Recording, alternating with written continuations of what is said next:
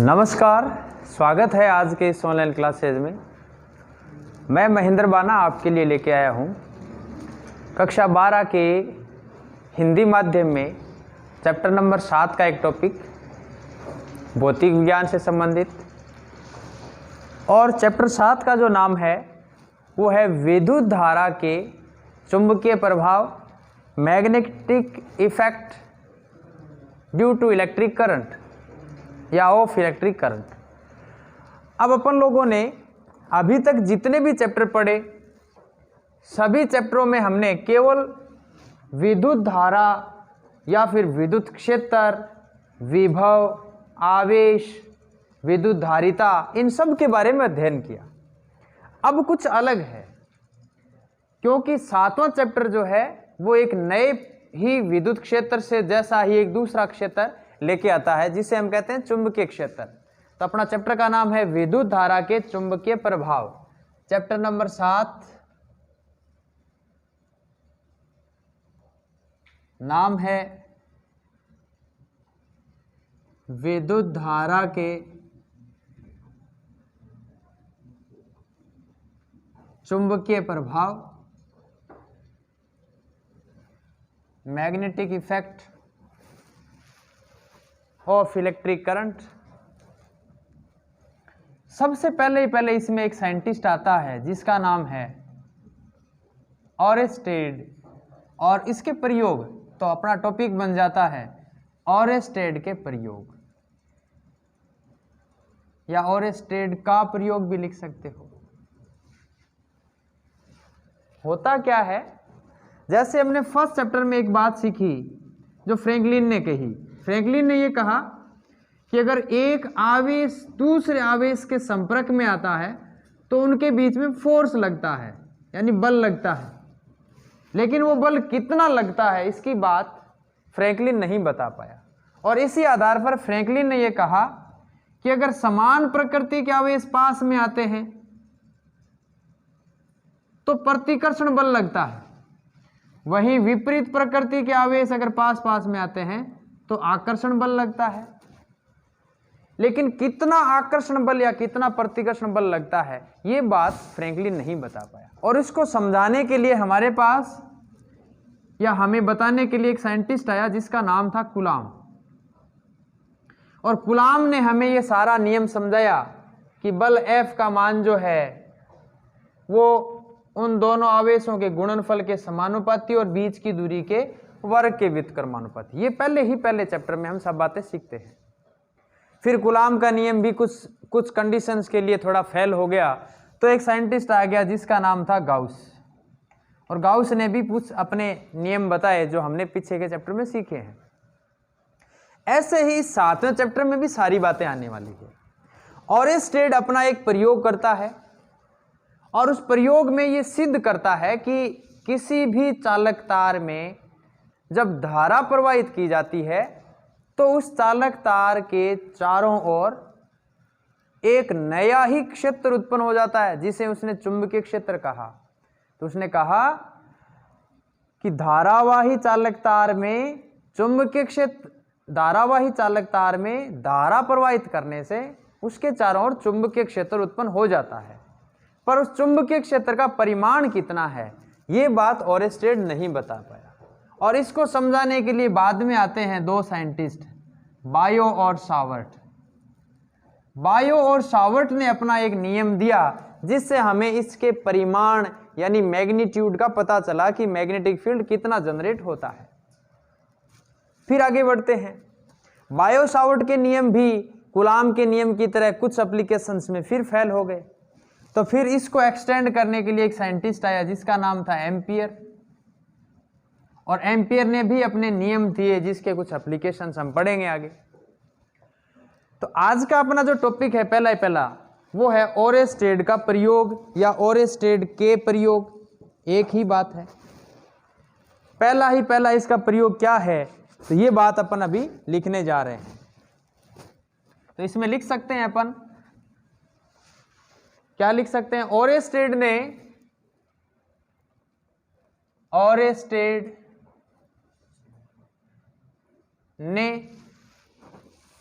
धारावाही चालक तार, धारावाही चालक तार के कारण चुंबकीय प्रभाव के अध्ययन के लिए एक प्रयोग किया, एक प्रयोग किया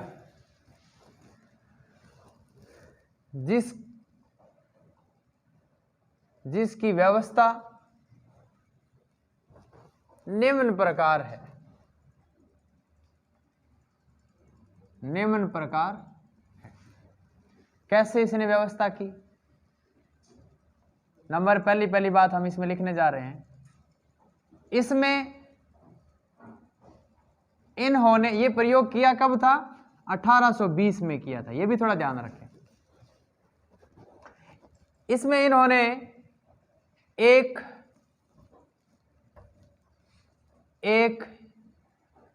AB तार लिया, जिसे दक्षिण उत्तर दिशा, कोष्टक में लिख सकते हैं साउथ नॉर्थ डायरेक्शन, दक्षिण उत्तर दिशा में व्यवस्थित किया। वह इसके नीचे एक चुंबकीय सुई, जिसका दूसरा नाम कंपास भी है, चुंबकीय सुई रखी। ध्यान से सुनने। और चुंबकीय सुई में चुंबकीय सुई की दिशा भी लिख दो,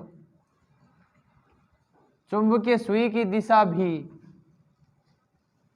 उत्तर दक्षिण दिशा कह दो या दक्षिण उत्तर दिशा है, दक्षिण उत्तर दिशा में ही है, अर्थात तार के समांतर है, अर्थात तार के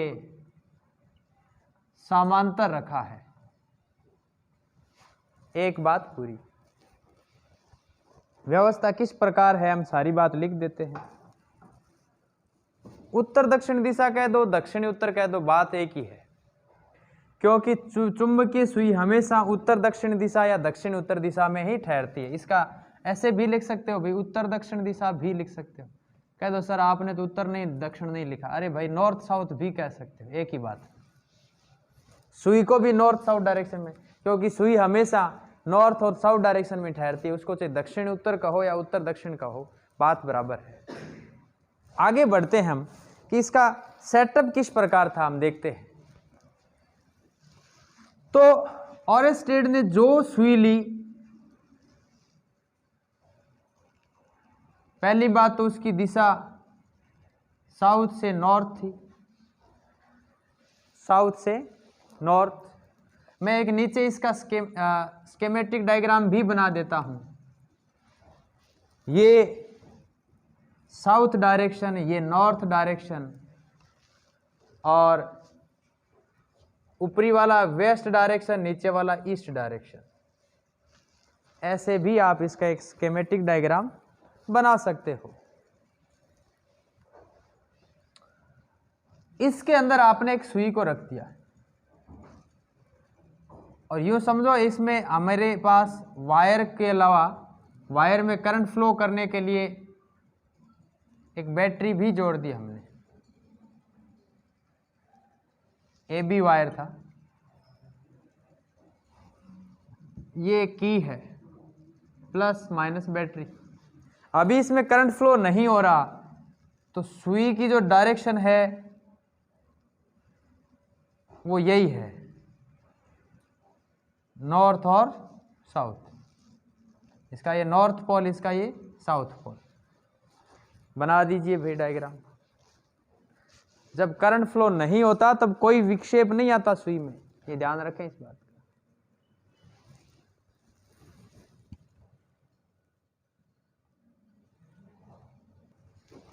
दो तीन बातें एक साथ ही लिख देते हैं इसमें, फिर सारी बातें आ जाएगी। जब धारा प्रवाहित नहीं की जाती है तो सुई नॉर्थ और साउथ बैलेंस में है। जैसे ही आप ये कुंजी दबाओगे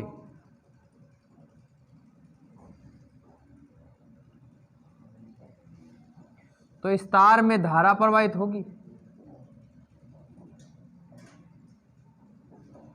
ए बी तार में धारा प्रवाहित होगी। तो जो हमारे पास सुई थी उसका डिफ्लेक्शन वेस्ट डायरेक्शन की ओर हो जाएगा।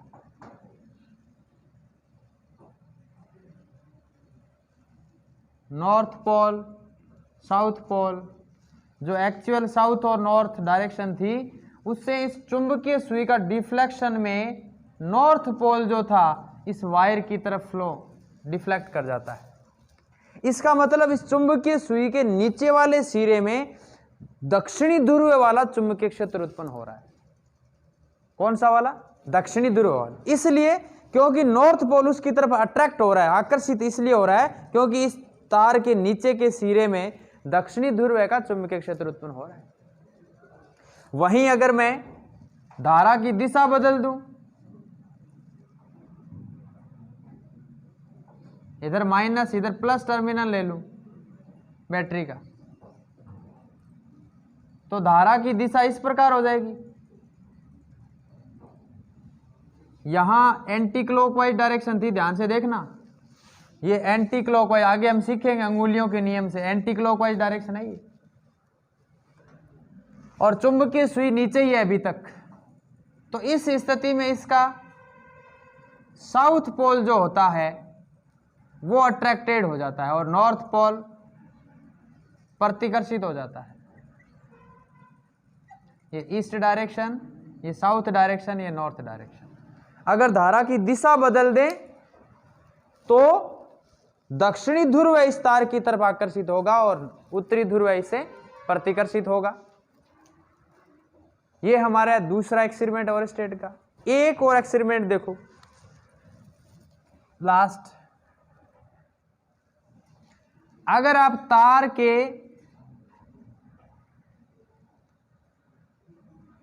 ऊपरी साइड में ले जाओ, चुंबकीय सुई को तार के ऊपर ले जाओ,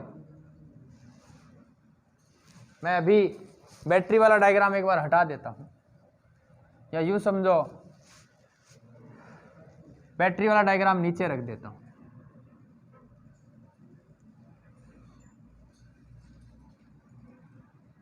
और वायर में करंट जो है वो साउथ से नॉर्थ की तरफ ही फ्लो हो रहा है। वायर में जो करंट तो जाना, यहाँ अभी नॉर्थ से साउथ था करंट, और अभी इसमें अगर बैटरी का डायग्राम नीचे बना के चुंबकीय सुई को मैं ऊपर ले जाता हूँ, तार की अगर चुंबकीय सुई को ऊपर ले जाएं तो ध्यान से देखना, ये वाला वायर है जिसमें धारा दक्षिण से उत्तर की तरफ फ्लो हो रही है, चुंबकीय सुई नीचे है, तब तो नॉर्थ पोल इसकी तरफ अट्रैक्टेड है। उत्तरी ध्रुव है, चुंबकीय सुई का उत्तरी ध्रुव है तार की तरफ आकर्षित है, और जैसे ही चुंबकीय सुई ऊपर ले जाता हूं तो इसका दक्षिणी ध्रुव जो है, दक्षिणी ध्रुव इसकी तरफ अट्रैक्ट हो जाएगा और उत्तरी ध्रुव है प्रतिकर्षित हो जाएगा। दोनों तीनों डायग्राम, चारों डायग्राम बना दो और फिर हम इसकी कुछ बातें लिखते हैं इस डायग्राम से कि इसको क्या प्राप्त हुआ, प्रेक्षण किस प्रकार इसके प्राप्त हुए। फिर हम इसके परिणाम लिखेंगे कि इससे क्या क्या सिद्ध होता है। डायग्राम बना दो। अब इसके प्रेक्षण देखो, तो प्रयोग के प्रेक्षण, प्रेक्षण में पहला ही पहला प्रेक्षण, पहला ही पहला लिखे, जब तक तार में विद्युत धारा प्रवाहित नहीं की जाती तब तक चुंबकीय सुई चुंबकीय सुई में कोई विक्षेप नहीं आता, कोई विक्षेप नहीं आता, परंतु जैसे ही धारा प्रवाहित की जाती है, प्रवाहित की जाती है, धारा प्रवाहित करने का मतलब कुंजी दबाई जाती है, एक ही बात है, कुंजी दबाई जाती है,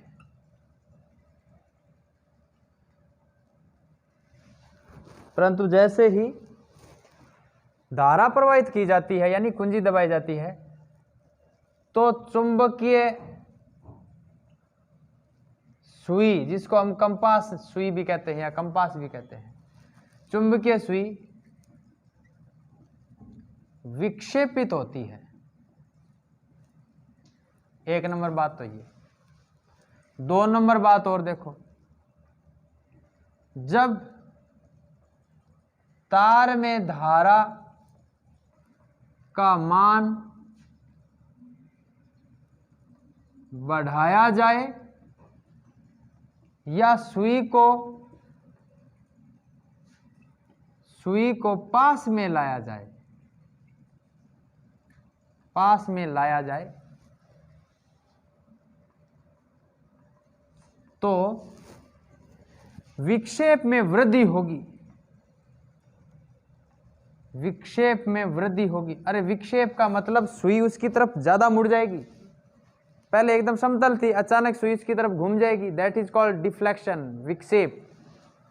ठीक। 3 नंबर बात, यदि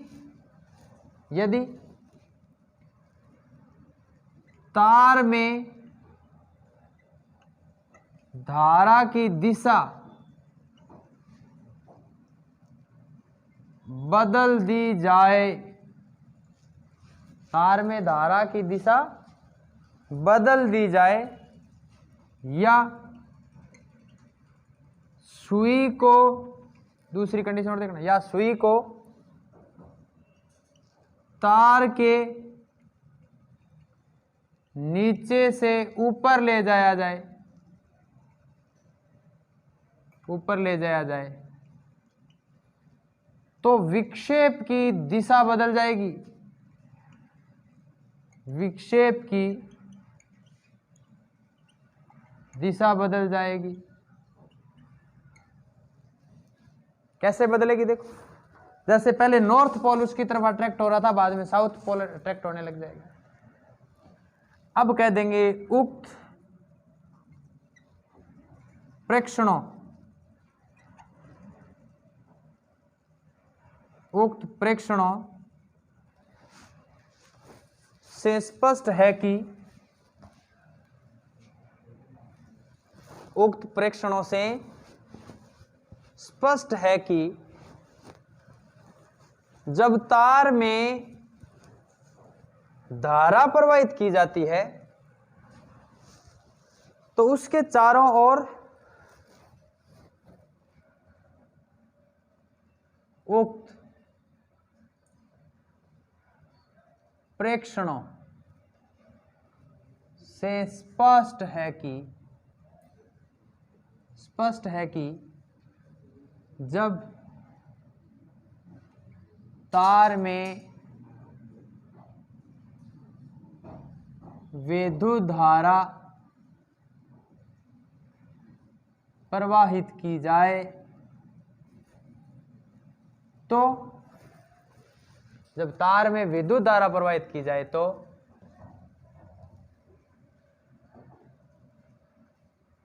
तार के चारों ओर, तार के चारों ओर एक चुंबकीय क्षेत्र उत्पन्न हो जाता है, चुंबकीय क्षेत्र उत्पन्न हो जाता है, जिससे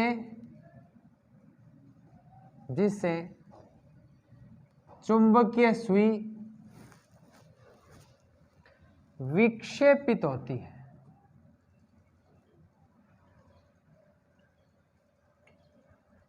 चुंबकीय सुई विक्षेपित होती है। एक बात तो ये हो गई भाई। अब इसके परिणाम और देख लेते हैं अपन। ओरेस्टेड के प्रयोग से प्राप्त निष्कर्ष, नेक्स्ट इसी में लिख देंगे। ओरेस्टेड के प्रयोग से प्राप्त निष्कर्ष। क्या क्या निष्कर्ष हो सकते हैं भाई? हमने पहले तो ये देखा कि जब तार को दक्षिण से उत्तर दिशा में रखा है या उत्तर से दक्षिण दिशा में रखा है और चुंबकीय सुई नीचे है और उसमें भी धारा दक्षिण से उत्तर की तरफ प्रवाहित करें तो चुंबकीय सुई का उत्तरी ध्रुव तार की तरफ विक्षेपित होता है, अर्थात तार के नीचे वाले सिरे में दक्षिणी ध्रुव वाला चुंबकीय क्षेत्र उत्पन्न होता है। तो पहला तो ये हो गया चालक तार। एक नंबर, एक तो ये लिख देते हैं, चालक तार में धारा प्रवाहित होने से, धारा प्रवाहित होने से तार के चारों ओर चुंबकीय क्षेत्र उत्पन्न होता है। एक नंबर बात तो हो गई ये, पहला निष्कर्ष। दूसरा निष्कर्ष,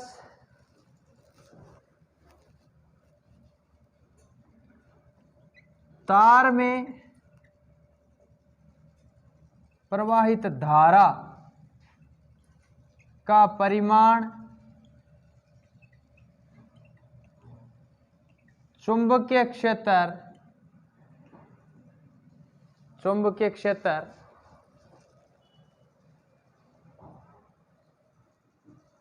की प्रबलता को व्यक्त करता है।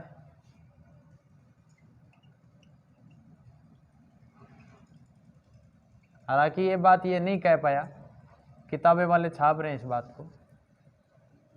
ये बात तो तभी लागू होती है जब बायो सावर्ट का नियम आ जाए। 3 नंबर बात, जब तार साउथ से नॉर्थ दिशा में हो, दिशा में रखा है, वह धारा दक्षिण से उत्तर दिशा में, दक्षिण से उत्तर दिशा में प्रवाहित की जाए, दक्षिण से उत्तर दिशा में प्रवाहित की जाए तथा सुई तार के नीचे हो तो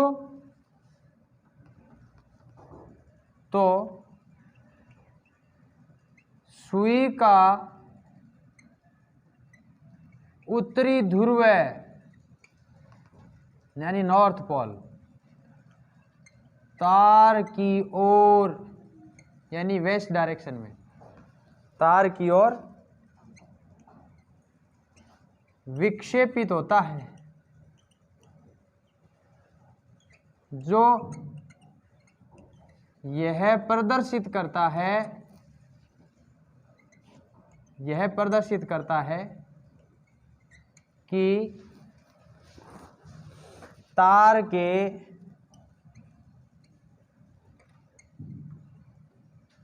नीचे दक्षिणी ध्रुव वाला चुंबकीय क्षेत्र उत्पन्न होता है। दक्षिणी ध्रुव उत्पन्न होता है तभी तो उसकी तरफ आकर्षित होता है। तीसरी बात और लिख दे, चौथी बात और लिख दो,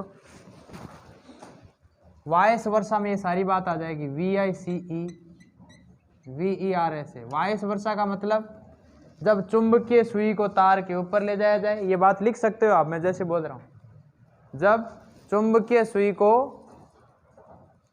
तार के ऊपर ले जाया जाए या तार में धारा की दिशा बदल दी जाए, दोनों ही बात सही है। या तो धारा की दिशा बदल दो या चुंबकीय सुई को ऊपर ले जाओ। धारा की दिशा बदल दी जाए तो चुंबकीय सुई का दक्षिणी ध्रुव तार की ओर आकर्षित होता है। अर्थात जब तार में धारा दक्षिण से उत्तर की ओर प्रवाहित की जाए तो तार के ऊपरी भाग में उत्तरी ध्रुव का चुंबकीय क्षेत्र उत्पन्न होता है। ये इसके निष्कर्ष थे, पर ये परिमाण नहीं बता पाया। ये इतना नहीं बता पाया कि चुंबकीय क्षेत्र उत्पन्न कितना होगा। तो अब नेक्स्ट टॉपिक अपना हो जाएगा चुंबकीय क्षेत्र से ही संबंधित, यानी चुंबकीय क्षेत्र। अब बात आती है चुंबकीय क्षेत्र की, ये क्या चीज होती है। तो इसमें भी पर्टिकुलर तो परिभाषा इसकी नहीं है, फिर भी हम कुछ बात इसमें लिखने का प्रयास करते हैं। एक बात तो ये कि जब चालक तार में धारा प्रवाहित की जाए तो इसके चारों ओर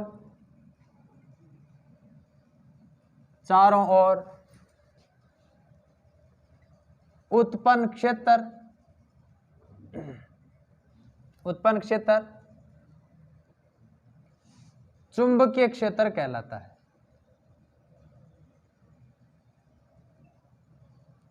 है। जब इसमें चुंबकीय सुई को लाया जाए तो यह विक्षेपित होती है। एक परिभाषा तो यह बन गई। या दूसरी परिभाषा, और त्वरित या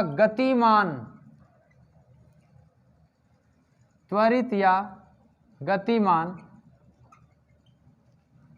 आवेशों के कारण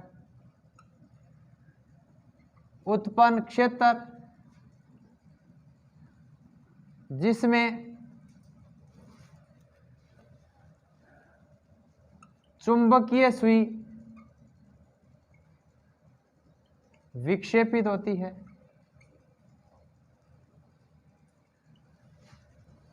चुंबकीय क्षेत्र कहलाता है।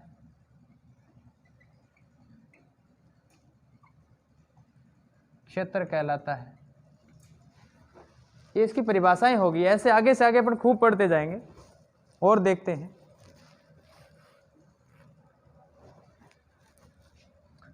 दूसरी परिभाषा और देखेंगे। यदि कोई आवेश Q v वेग से गतिमान है तो इस पर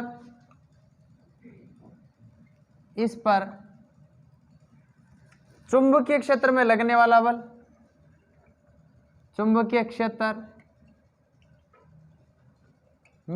वाला बल, F बराबर होता है QVB साइन थीटा, और थीटा अगर 90 डिग्री हो तो F मैक्सिमम लगता है, जिसका मान QVB आ गया। तो विच इम्प्लाइज B का जो मान है वो F/QV होता है। ये भी इसका ही सूत्र है। इसी में और लिख दो, यदि Q बराबर 1 कूलाम व V बराबर 1 मीटर प्रति सेकंड हो तो, अब इसका परिमाण और निकालने लगे हम लोग। यदि आवेश 1 कूलाम हो और उस आवेश का वेग जो है 1 मीटर पर सेकंड हो तो इन दोनों का 1 रखते ही B का मान आ गया F के बराबर। अर्थात अर्थात एक कूलाम आवेश, अर्थात एक कूलाम आवेश चुंबकीय क्षेत्र में 1 मीटर पर सेकंड के वेग से गतिमान हो, अर्थात एक कूलाम का आवेश चुंबकीय क्षेत्र, 2-3 परिभाषाएं आ गई, जो आपको अच्छी लगे वो छाप देना अगर पूछे तो। एक कूलाम का आवेश चुंबकीय क्षेत्र में 1 मीटर पर सेकंड के वेग से गतिमान हो तो इस पर लगने वाला बल, इस पर लगने वाला बल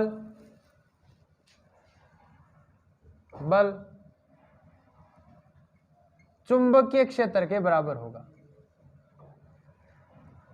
चुंबकीय क्षेत्र के बराबर होगा।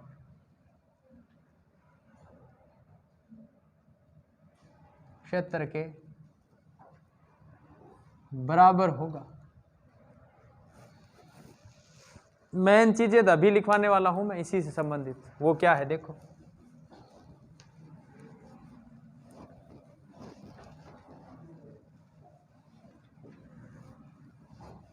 मेन चीज लिखो अभी देखो। जब आवेश स्थिर होता है, जब आवेश स्थिर होता है तब केवल विद्युत क्षेत्र उत्पन्न होता है। जब आवेश स्थिर होता है तो केवल विद्युत क्षेत्र उत्पन्न होता है, परंतु जब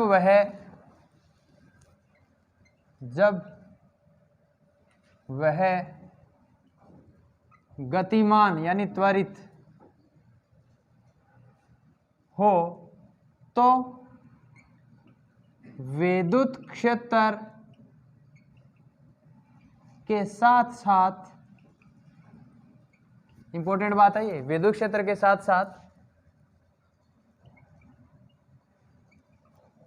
चुंबकीय क्षेत्र भी उत्पन्न होता है।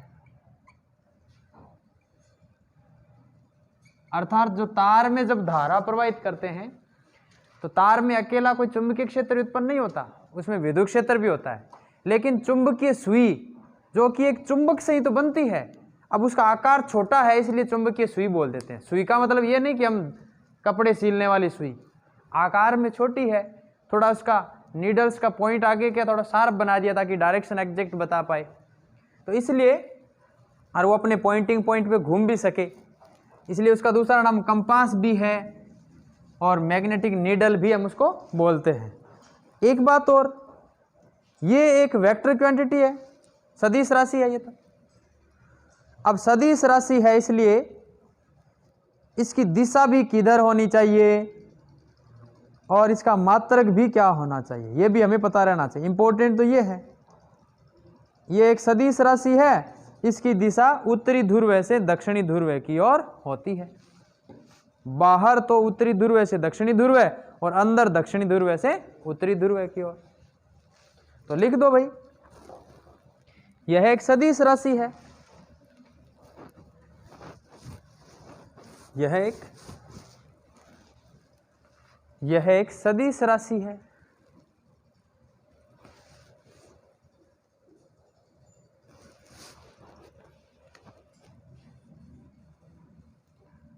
यह एक सदिश राशि है, इसकी दिशा सदैव लूप में होती है। किस में होती है? सदैव लूप में, यानी नॉर्थ से साउथ की ओर, एन से एस की ओर होती है। जैसे विद्युत क्षेत्र में आपको याद होगा धनात्मक आवेश से ऋणात्मक आवेश की ओर थी, वैसे ही उत्तरी ध्रुव से दक्षिणी ध्रुव की ओर इसकी दिशा होती है। इसका अब मात्रक सुनो बच्चों, बहुत जो इंपॉर्टेंट है। मात्रक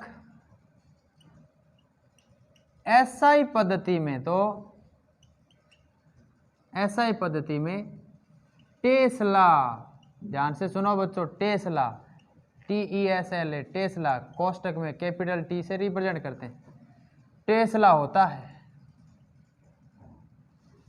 अन्य मात्रक भी देखो भाई, वेबर प्रति मीटर स्क्वायर भी होता है।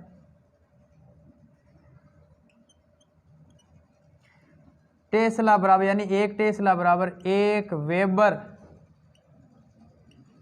शॉर्ट में इसको WB बोलते हैं, प्रति मीटर स्क्वायर।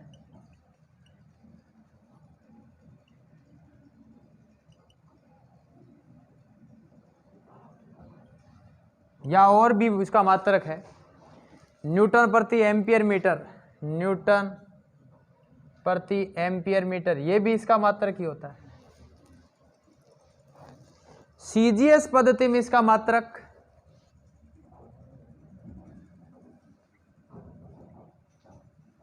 CGS पद्धति में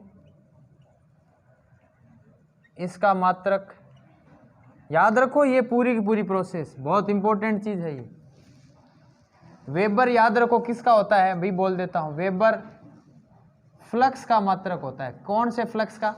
चुंबकीय फ्लक्स का, याद रखें, विद्युत क्षेत्र का नहीं है ये। वेबर, हिंदी में लिखता हूं पूरा नाम, वेबर, वेबर रिप्रेजेंट करते हैं WB से।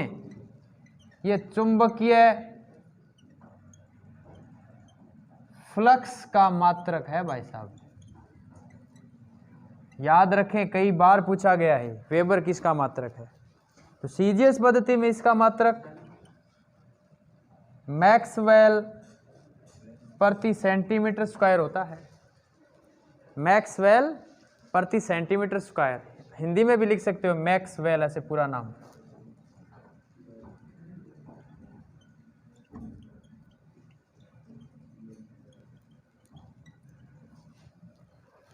अन्य भी मात्रक होता है इसका CGS में। एक टेस्ला जो होता है ना, वो 10 की पावर 4 गाउस के बराबर होता है। इसका मतलब गाउस जो है ना, गाउस, वो CGS पद्धति का मात्रक है। एक टेस्ला में कितने गाउस होते हैं, ये भी इंपॉर्टेंट चीज है, 10 की पावर 4 गाउस। अगला अपना टॉपिक शुरू हो जाएगा बायो सावर्ट का नियम। नेक्स्ट जो टॉपिक अपना होगा वो होगा बायो सावर्ट का नियम। तो आज के लिए बस इतना ही, कल फिर मिलते हैं नई ऊर्जा के साथ, नई सोच के साथ। तब तक के लिए धन्यवाद।